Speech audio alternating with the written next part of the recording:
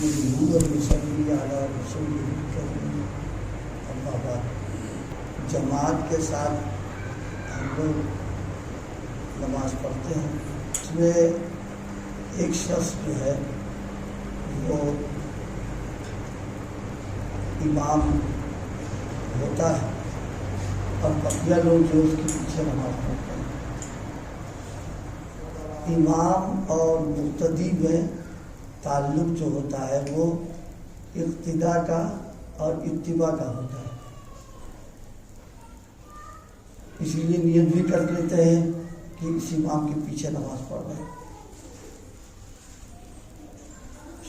اول سے لے کے اخیر تک ہر شخص امام کی اتباع کرتا ہے اور اسی کے پیچھے پیچھے چلتا ہے۔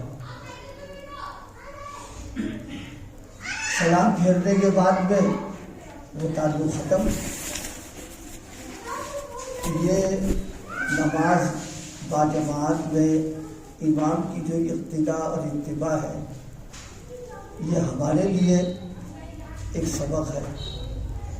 سبق یہ ہے کہ پوری نماز میں جس طرح ایک ایک رکن میں ہم امام کی اتباع کر رہے ہیں، بالکل اسی طریقے سے ہم امت کا اور پیغمبر کا بھی یہی تعلق ہے، یعنی امت کے ذمے نبی علیہ السلام کی اتباع اور اقتداء ہے۔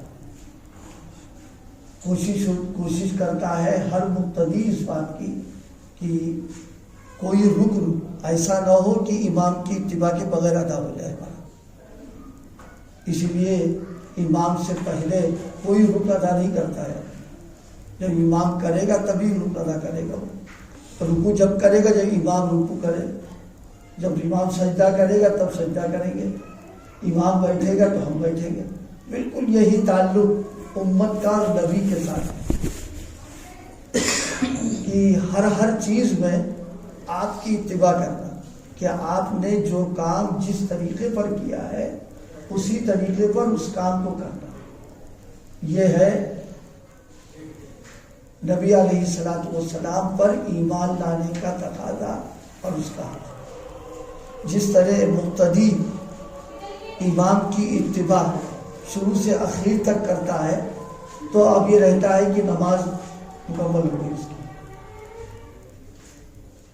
اور اس طرح نماز پڑھنے میں ظاہر ہے جماعت کا جو ثواب ہے وہ بھی ملے گا، اس کی ابتدا میں نماز پڑھ لی، نماز ہماری صحیح بھی ہو جائے گی۔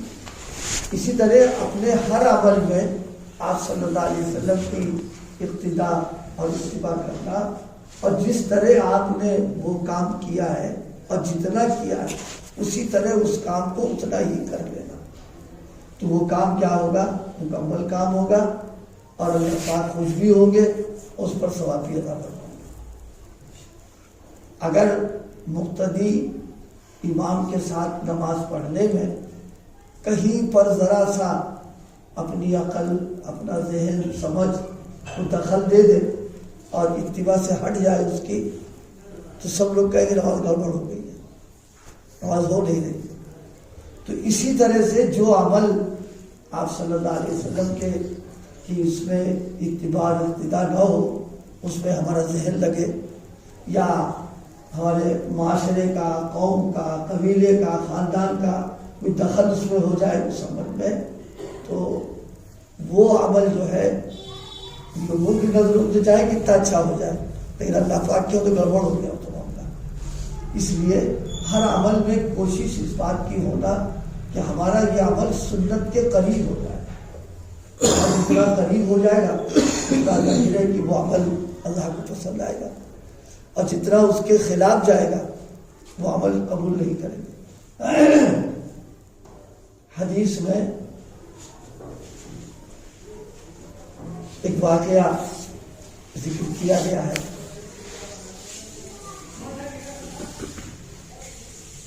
بعض حضرات کو آپ صلی اللہ علیہ وسلم کی گھریلو زندگی اور گھر کے جو اعمال ہیں، گھر میں جس طرح آپ رہتے ہیں، اس کے معلوم کرنے کا جذبہ ہوا کہ باہر کے معمولات تو ہم کو پتہ ہے کہ باہر کس طرح آپ رہتے ہیں، کہ گھر میں کیا انداز ہوتا ہے یہ نہیں پتہ ہے۔ چنانچہ ازواج مطہرات سے اس کی معلومات کی انہوں نے۔ ازواج مطہرات نے بتایا کہ آپ کا یہ عمل رہتا ہے۔ تو 3 لوگوں نے 3 نیتیں کر لی، 3 ارادے کر لیے۔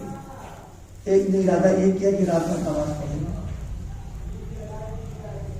ایک نے ارادہ یہ کر لیا کہ دن میں مستقل روزے رکھیں گے، اور ایک نے ارادہ یہ کیا کہ اس رواجی زندگی سے الگ رہیں گے، شادیوں میں نہیں۔ اب یہ تینوں کام بنائے تو بہت اچھے ہیں۔ ابھی رات کو نفلیں پڑھنا اچھا، دن میں روزہ رکھنا بھی اچھا ہے، اور دنیا کے جھمیلوں سے جتنا بچ سکے وہ بھی اچھا ہے گھریلو زندگی کے معاملات میں۔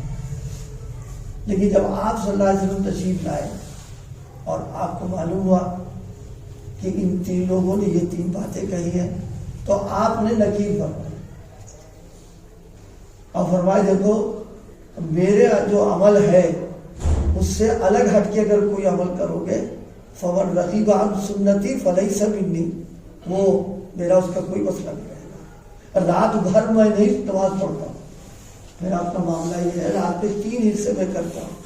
ایک حصہ گھر والوں کا حق ادا کرنا، ایک حصے میں سونا تاکہ بدن کو آرام مل جائے، ایک حصہ اٹھ کر کے اللہ کی عبادت کرنا۔ تو رات بھر نفلیں پڑھنا ہے تو بہت اچھی چیز ہے، لیکن نبی کا عمل جو ہے وہ کچھ اور بتا رہا ہے۔ نبی کا عمل یہ بتا رہا ہے کہ انسان کے ذمے اپنے جسم کا بھی حق ہے، اپنی بیوی کا بھی حق ہے، بچوں کا ہے، خود اللہ کا بھی حق ہے۔ تینوں کو ادا کرنا یہ ہے اتباع کی بات۔ اس میں بات جو عرض کی میں نے توجہ دلائی وہ یہ کہ جیسے امام کی اقتداء اور اتباع میں ہم بالکل چوکس رہتے ہیں اور مستعد رہتے ہیں، ہم اس کے خلاف نہیں جاتے ہیں، اسی طریقے سے نبی علیہ الصلوۃ والسلام کے ساتھ بھی ہمارا اس سے ہی تعلق ہونا چاہیے کہ ہم مستعد رہیں، چوکس رہیں کہ جو کام کرنا ہے اسی انداز پر، جس انداز پر کہ اللہ کے نبی نے کام کو کیا ہے۔ اگر اس میں ذرا سے کچھ آگے پیچھے ہو گئے تو اب وہ اتباع والی بات نہیں رہے گی، بلکہ وہ یہ ہوگا کہ خود اپنی طرف سے ایک نیا عمل ہم نے شروع کر دیا، وہ ردی کے ٹوکرے میں ڈالا جائے گا، اللہ پاک اس کو نہیں قبول کریں گے۔ اللہ پاک تو اس عمل کو قبول کریں گے جس عمل میں حضور صلی اللہ علیہ وسلم کی اتباع ہوگی اور آپ کی ابتدا کی جائے گی۔ اللہ پاک ہم کو حضور کی اتباع کی توفیق عطا فرمائے۔ اصل سرمایہ اور اصل ذخیرہ اور اصل کمائی ہماری یہی ہے کہ ہمارے جو اعمال آپ کے طریقے پر ہو گئے بس سمجھ لیں میری کمائی ہے، جو ہمارے وہاں بھی کام آئے گی یہاں بھی کام آئے گی، اور جو اعمال اور جو طور طریقہ اس سے ہٹ کر ہے یہ ڈپلیکیٹ کمائی ہے، یہ ایسا ہے جیسے جعلی نوٹ کما کے رکھ لیے بہت سارے، خوش تو ہو رہے کہ بہت جمع ہے لیکن وہ اصلی ہے نہیں، وہ کوئی کام نہیں آئیں گے۔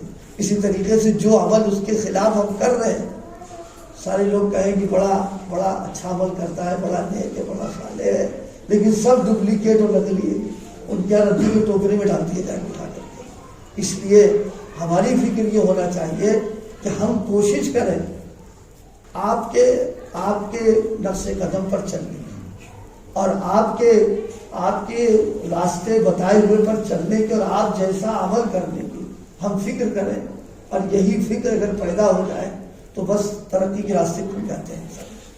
ہمارے ذہن میں ترقی ہوتی ہے دنیا کے اعتبار سے، لیکن ہمارے ایمان والے کے لیے ترقی ہے اللہ کی نظروں میں پسند آ جائے، اللہ پاک راضی ہو جائے، اللہ پاک خوش ہو جائے۔ ابا اگر بیٹے سے خوش ہو گیا ہے تو بیٹے کو جو کچھ باپ کے پاس ہے وہ سب اس کے لیے کھول کے رکھ دیتا ہے۔ اللہ اگر خوش ہو جائیں گے تو ایک انسان کے لیے جو کچھ ہو سکتا ہے اللہ پاک سب اس کو عطا فرما دے گا۔ اصل ترقی جو ہے وہ اللہ کے یہاں ہے کہ وہ راضی ہو جائے، خوش ہو جائے ہماری، اور راضی اور خوش ہونا یہ حضور کے طریقے کے چلنے پر ہے۔ اس کے علاوہ کوئی راستہ نہ اللہ کو پسند ہے، نہ قبول ہے، نہ منظور ہے، نہ اللہ خوش ہوتے ہیں اس سے۔